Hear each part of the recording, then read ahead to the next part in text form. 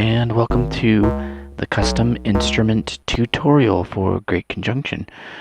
We're going to take a look at what happens when you hold down one of these three sequencer buttons. And what that does is it opens up the custom instrument pages and allows you access to both the modulator and carrier page. I'm not going to go into the details of how FM synthesis works. There are plenty of videos online for that. Needless to say, this really doesn't have any algorithms, so you can just scratch that.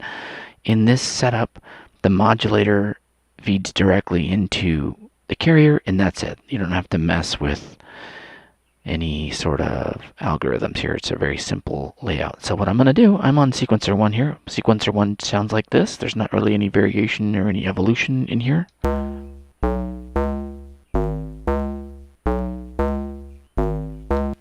I'm going to hold down the sequencer button for this first sequencer. I'm going to hold that in. Boom.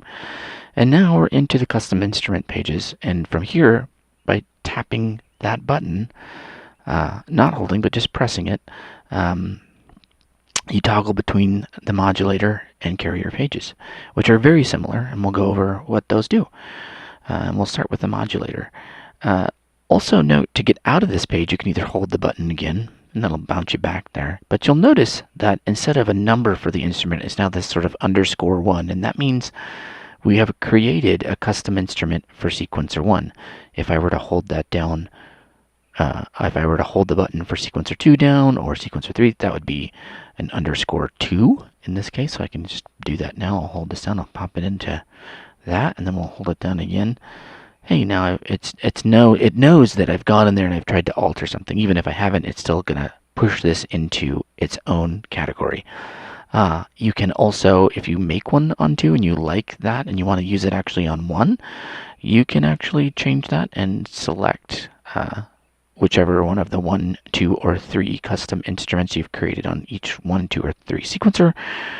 You can use on another one. So let's go back over to 1. I'm going to mute these channels so that we're not doing anything crazy there, and we're going to go back into that, and let's hold that button. So here we are, we're on the modulator page. Bunch of information here. We're going to start with this row because this is going to be familiar to most people that are familiar with any form of modern synthesis. This is an ADSR envelope for the modulator. So let's talk about the modulator and the carrier. So the first page is this modulator page.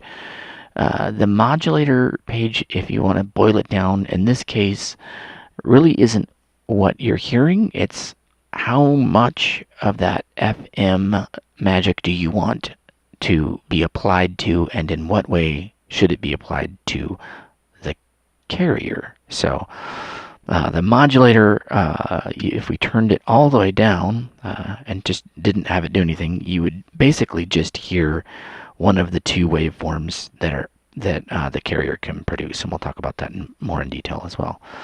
So let's actually set that up. Let's just hear what this sounds like. I'm going to set up a pretty vanilla sound here, and it's pretty low, so I'm gonna turn up the octave, and it basically just sounds like a sine wave. So let's go back into those custom instrument pages.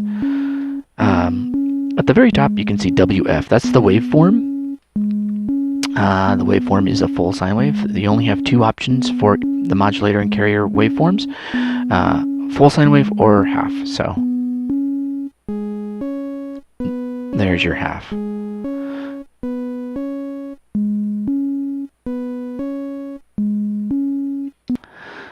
So let's go over to this, the envelope here, the ADSR, so attack, decay, sustain, and release. I'm going to actually kind of have to jump around a little bit on this because this guy here, envelope, the speed at which it traverses the envelope, it can either be set to fast or slow. And for the demonstration purposes, let's put this on a slow because that gives you the most, like a little bit wider range, easier to hear. So I'm going to hit play, and I'm going to start adjusting the attack from 1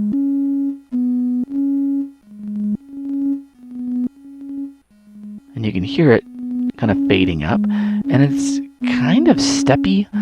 I think that's just the nature of this chip from the 80s, and I think that actually is kind of one of the quirky characteristics that I sort of enjoy about it, and you can hear it even more when we get into the modulator side. So there's your attack.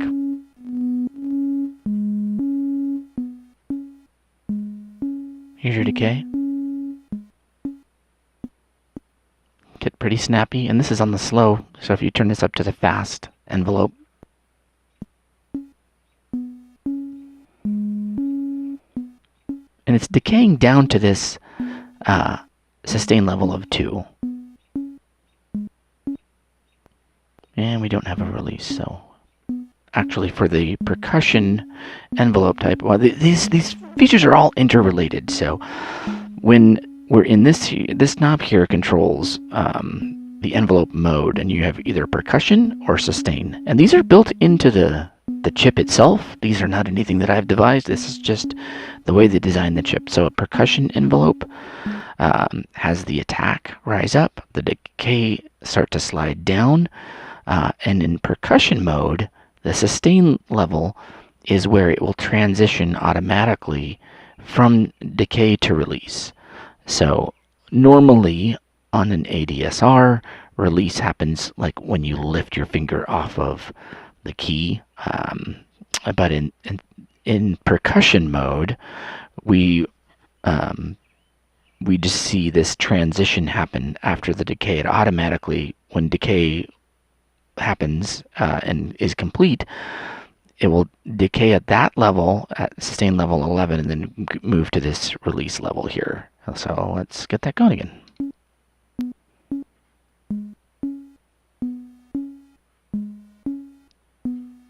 So right now, we're just hearing the complete decay loop, but if we crank this up, we don't have a release, so we need to give it a little release. We'll change it to the slower mode to give us a little more range to work with.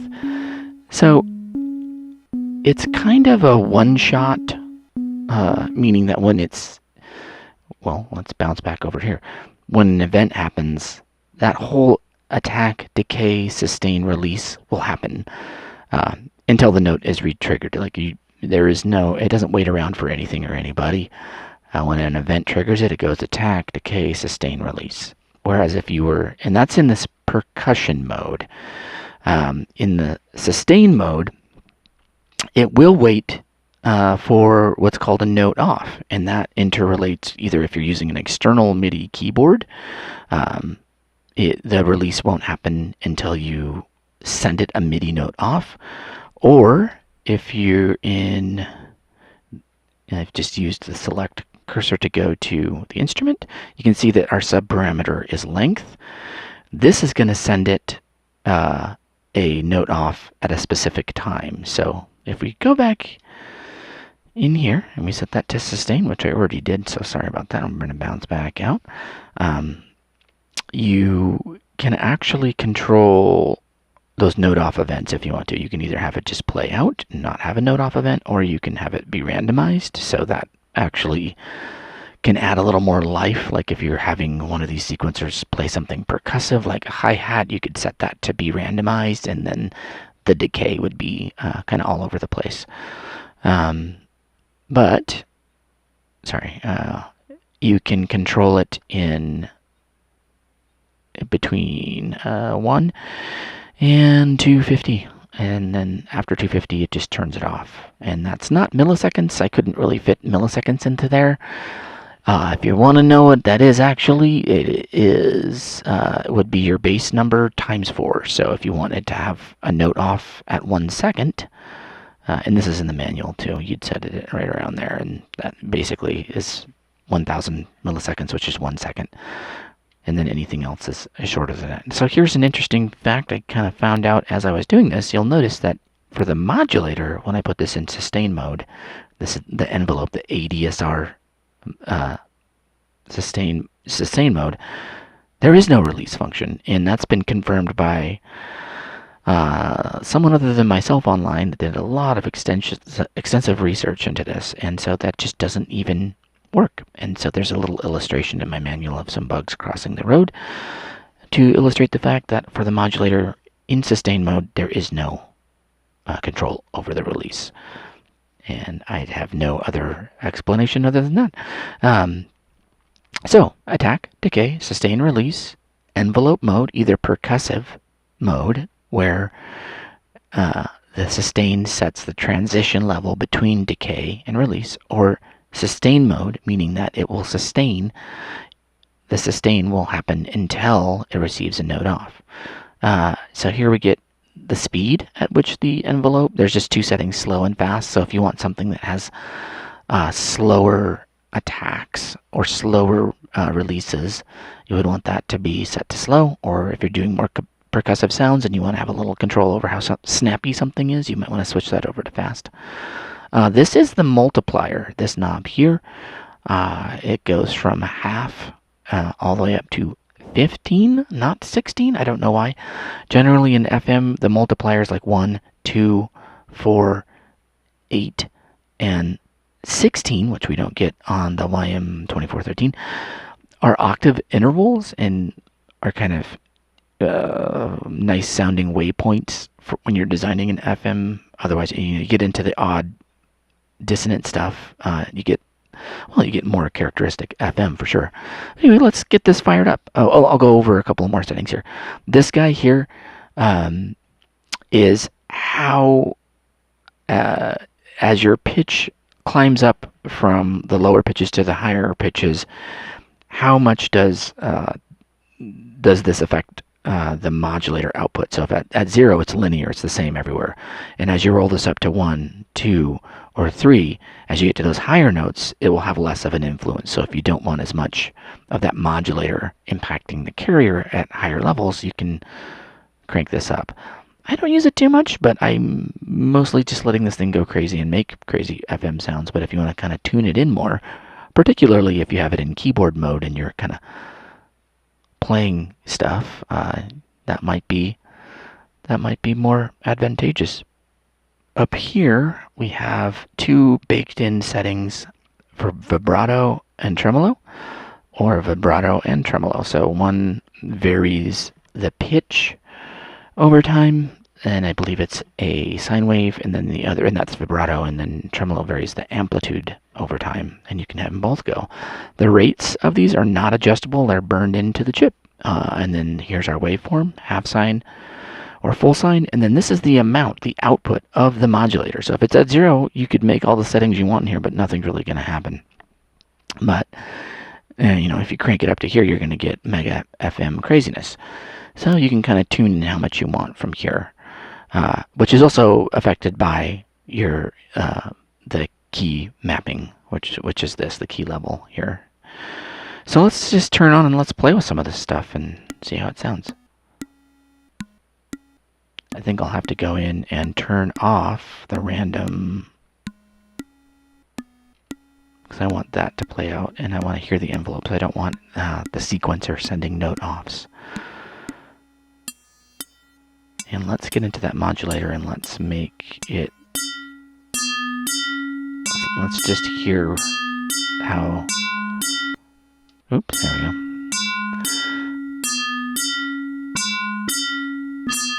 So there's your attack, and you can hear it's kind of steppy.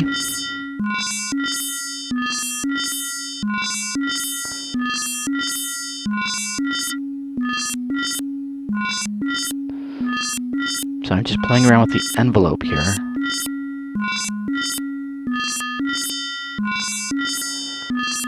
Shaping, changing the shape of the modulator signal.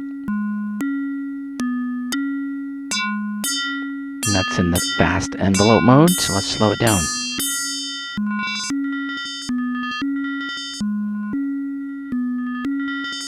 Let's change the shape.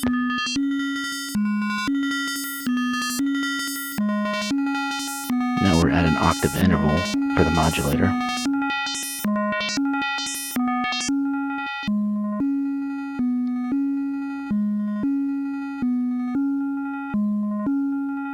Let's add some vibrato. Tremolo.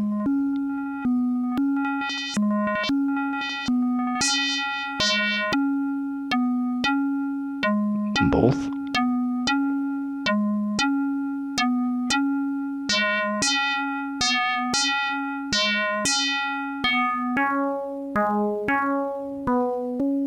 You hear how that's rolling out those notes?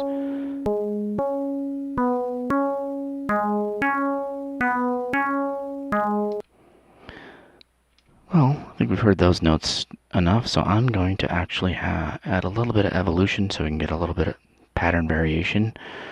I don't lose my mind. Yeah, so let's kind of roll some of this out. Hit play again.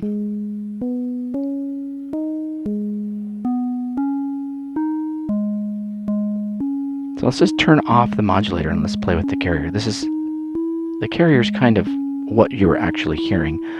Once again, same thing. We've got attack,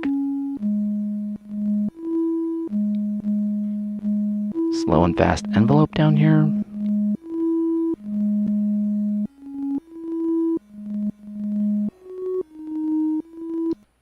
So you have your attack, decay, sustain, release. Once again, in this case, a sustain does work. Sustain does need a note off event, so we would have to go into our instrument setting and give it a nice short length. Head down to there.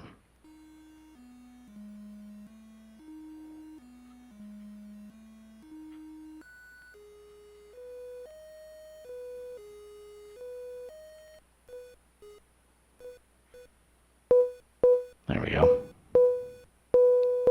And now you can hear it's getting that note off event. And when it gets a note off, right now we have a release of 0, so it's just a really abrupt ending. Or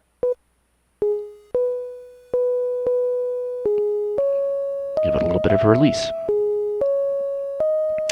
So for the carrier, this multiplier here is kind of the base note.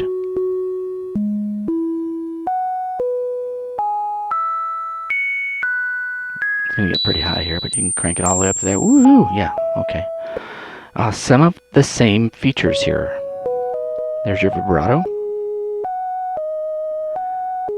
tremolo, both. Different waveforms.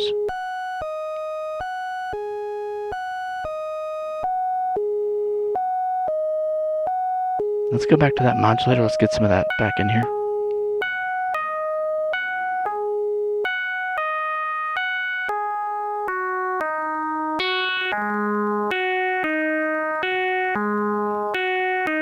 Let's get a little bit of note variation going again.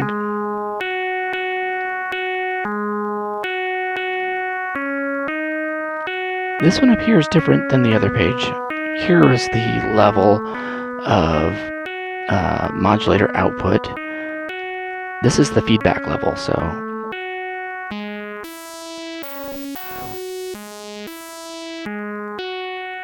pretty drastic influence. Only really applies when you have some amount of that modulator signal.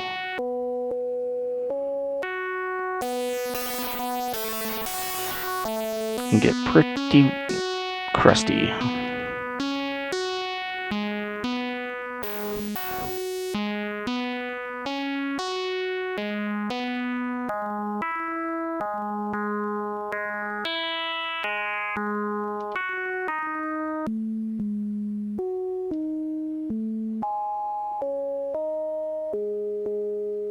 You can see it doesn't really have a lot of effect if there's nothing to feedback, or very little to feedback.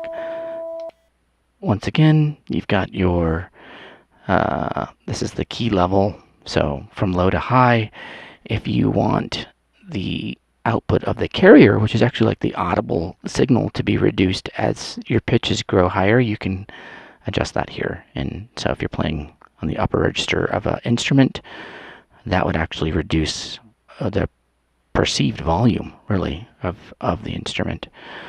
Same effect here for as with the modulator, with the envelope mode, envelope speed, and yeah, that's about it, really. So you've got your modulator, and your carrier pages. And that's pretty much it.